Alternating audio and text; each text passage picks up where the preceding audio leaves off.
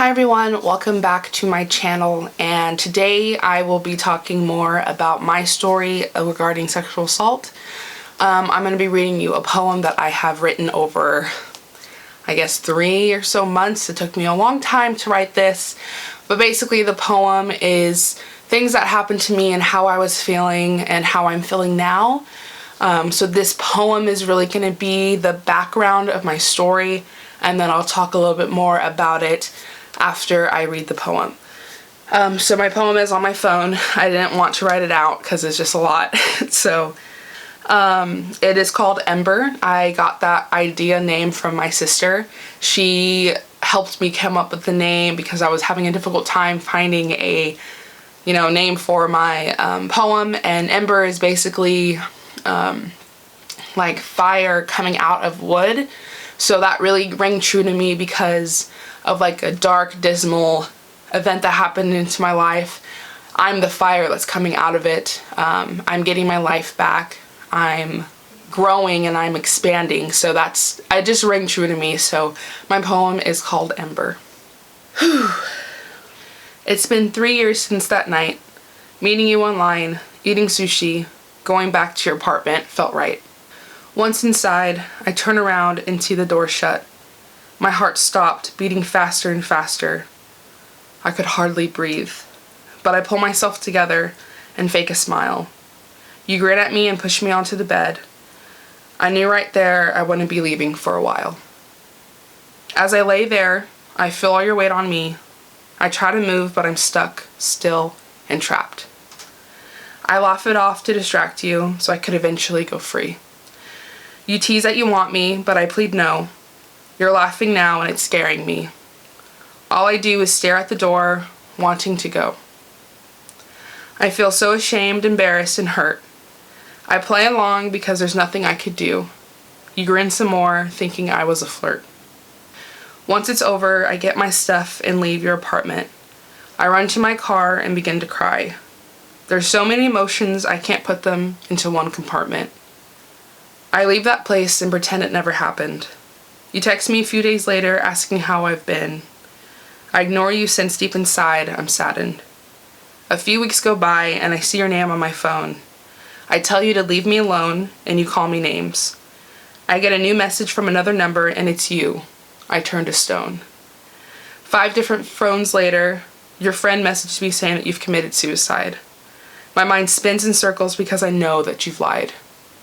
1 year later, the stalking has stopped. I push all these feelings away and lock it in a box. 2 years later, I still have nightmares of that night. You've changed everything about my life. My brain starts to think it was all my fault.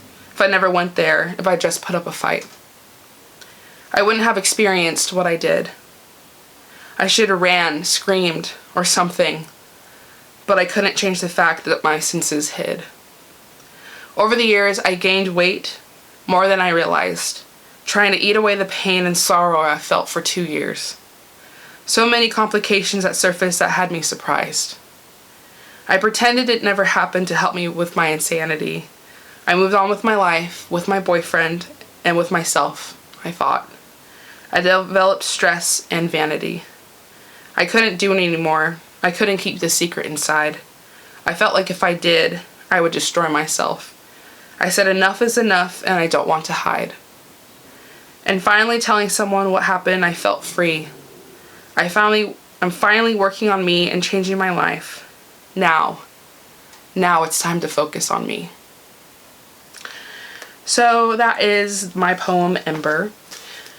Like I said, it took me a couple months to write it, because every time I would write something, I would be triggered right back to that moment. So I had to stop and just remind myself that I'm here, I'm in a safe place, I'm not back at that place. So it took me a while to write it. But honestly, writing it down has helped so much. It really puts in perspective that it actually happened and this is a part of me. And yes, it's a bad experience that I had, but it is helping me grow and it has helped me become a stronger woman. And to see that I can move on from some horrible things. So This poem has really helped a lot. So a little bit more about my story. Like I said in the poem, I honestly turned everything away.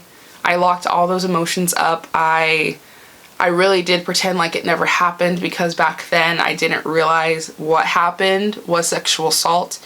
It didn't take me until last semester to realize what happened was sexual assault. I was just going through so many different things in my life. Like I said, I gained weight. I gained 80 pounds over the 3 years. And I just thought it was, just being in college. But I was starting to realize that every time I was stressed or very emotional, I would eat and I wouldn't stop eating. So I knew something there was wrong. So I started going to doctors, and they kept saying that like there's nothing wrong with me like mentally. But I ended up talking to this doctor online who was a psychiatrist, and she asked me if I've ever been through anything traumatic. And I think that was the first time in these 3 years that like I actually sat there and thought about what happened and how it did traumatize me. Even though I locked it away, I still was traumatized from it. So I told her the story, and she suggested that I go talk to someone else. So I was at school and I was just going through all these different emotions, like thinking back to that day. Like I didn't think about it for 3 years.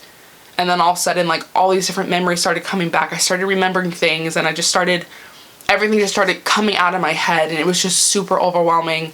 I was actually taking a test in our testing center at my school, and I had a panic attack. I just finished and just did random bubbles on my scan sheet because I just wanted to get out of my test. And I went to our health center, and they have therapy at our health center on campus.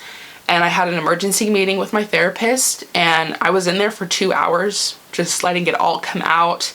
I was bawling, I was crying, just all these emotions that I never have felt before came out on that day. And when I told him my story, he paused and he said to me, "Do you realize that you are a victim of sexual assault?" And when he said those words, I honestly just like lost it. I was crying. I couldn't stop crying. Just hearing those words, like back then, I hadn't like really thought that what happened to me was that. So just hearing that happened to me, and I never had the strategies and never had the mentality to cope with it 3 years ago, it just really hit me, and everything came out. Everything that I felt, everything that I was keeping inside just came out. I just started going to therapy, and I'm still going to therapy to this day, and it is helping a lot. But the reason why I'm making these videos now is because back then I didn't know that that's what happened to me until last semester. So 3 years of all those emotions, all that trauma, all that pain and hurt just came out all at once, and it just really hit me hard. I started distancing myself from my friends, and I didn't tell anyone. Like after that event happened, I was left with bruises and just kind of like scarred in a way. And I told my mom the next day, but I didn't tell her exactly what happened. I just told her things that I knew wouldn't alarm her, because again, I didn't know what happened was bad. I was only 18, 19. I was like barely getting into college, barely dating people. So I just didn't know what happened was that. I think my brain was just trying to protect myself. I don't think if I knew then, I would have been able to process everything correctly. I think my brain was able to let me process it now because I have grown so much in these couple years. So I think really my brain, and your brain does some crazy things to help you deal with trauma and pain. So I think that's what happened with me. But like my mom didn't even know what happened, and if I told her exactly what happened, she would have known what happened. And I kind of kept my bruises a secret. I kept the stalking a secret. He stalked me for like 2 years, and I didn't tell anyone. I just didn't know how to handle it. I didn't want to bring a burden, or be embarrassed that I met some person online and like I did all this stuff, and like I didn't want people saying that it was my fault because I met him, that I've never met him before. But again, I didn't want anything like this to happen to me.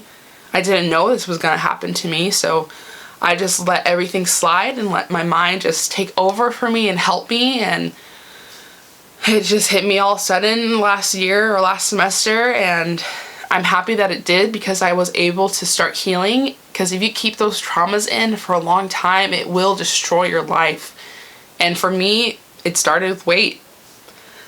I just gained a whole bunch of weight after that moment. I just didn't realize that it was attributed to trauma. And there were so many other experiences that I had in my life that went back to that day. So without my brain like helping me, I don't know how I would have been back then.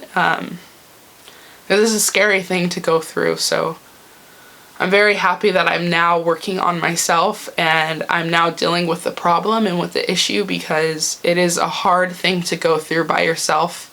It is extremely hard to go through this kind of stuff by yourself. So I'm very thankful for my therapist and my family and my friends who show me support and who love me every day, and for my boyfriend who shows me the most love I've ever felt, especially from a man after that happened. Like, I was able to open myself up to him and fully trust him with all my life, and I do, and I thank him every day for that. I'm doing better.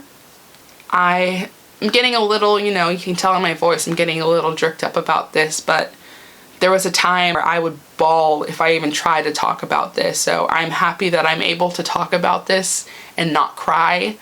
Just get a little, a little cheered up about it, but I'm not bawling. I'm not letting it affect my life as it did.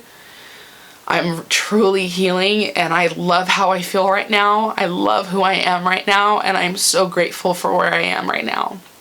In the next video, I'm just going to be talking about the things that helped me heal and how I am continuing on my healing journey. So I hope you guys will watch this next video and see how I am healing and how I am owning my truth and really making myself the priority for once in my life. So if you need somebody to talk to, someone to tell your story to, please, you can comment down below. And you can DM me on Instagram. I just want to be an aid for anyone who needs help, or anyone who just needs something or someone to talk to. I am here. I know what you're going through. So if you are that person, please reach out to me, reach out to your family, reach out to anybody you can. You are not alone. Thank you, guys.